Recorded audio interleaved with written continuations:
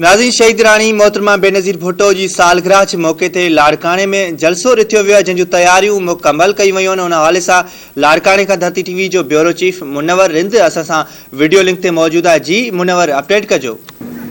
हाँ जी, परडेही वज़ीर Pakistan peoples party जो चेयरमैन बिलावल भुट्टो ज़रदारी अज लाड़काने के म्यूनसिपल स्टेडियम में जैसे शहीद बेनज़ीर भुट्टो म्यूनसिपल स्टेडियम भी सजो वे तो उते जलसे के खिताब कंदो। इन वक्त में लाड़काने के म्यूनसिपल स्टेडियम में मौजूद आया।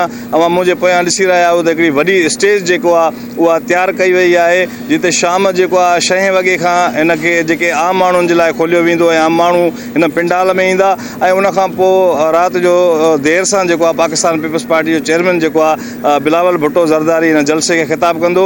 मां ॿुधाईंदो हलां त शहीद मोहतरमा बेनज़ीर भुट्टो जी 69 सालगिरह के हवाले से यह मुख्त तकरीब जो है मुनक़िद कई वही है। स्टेज ते जो सालगिरह जो केक भी बिलावल भुट्टो ज़रदारी पिण कटींदो, जैसे उन सां पाकिस्तान पीपल्स पार्टी जा जेके मरकज़ी अगवान आहिनि, पीपी सिंध जो सदर निसार अहमद खोड़ो है, बिलावल भुट्टो ज़रदारी जो पॉलिटिकल सेक्रेटरी जमील अहमद सुमरो ऐं ॿिया जेके अगवान हूंदा उहे बि उन सां गॾु हूंदा। मां पंहिंजे कैमरामैन खे चवंदुसि हिन तरफ़ खां ॾेखारे त हीउ साम्हूं जेको आहे वॾो जेको पिंडाल तैयार किया वियो आहे, जिते हज़ारें जेके आहिनि कुर्सियूं उहे लॻायूं वयूं आहिनि ऐं हिन कुर्सियुनि में पाकिस्तान पीपल्स पार्टी जा जेके झंडा आहिनि उहे बि हिन में हिते लॻाए विया आहिनि कुर्सियुनि जे भरिसां।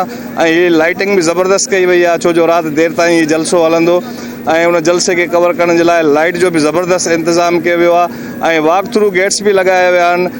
20-25 खां वधीक जेके वॉक थ्रू गेट्स आहिनि उहे लगाया विया आहिनि। सिक्योरिटी इंतहाई सख़्तु कई वई आहे। सॼी सिंध मां पुलिस जा जेके जवान आहिनि उन्हनि जी हिते ड्यूटी लगाई वई आहे। वॉक थ्रू गेट्स मां माण्हुनि जी तलाशी खां पोइ जेके आम माण्हू आहिनि उन्हनि खे छॾियो थो वञे ऐं मुंहिंजे पोयां 2 जेके आहिनि उहे पोर्शन तैयार कया विया आहिनि, जंहिंमें VIPs खे छॾियो वेंदो, जंहिंमें MP MNA उहे हूंदा ऐं ॿिया जेके अॻुवान शरीक थींदा। त पाकिस्तान पीपल्स पार्टी जो चेयरमैन बिलावल भुट्टो ज़रदारी जे जलसे जूं तैयारियूं मुकमल कई वयूं आहिनि।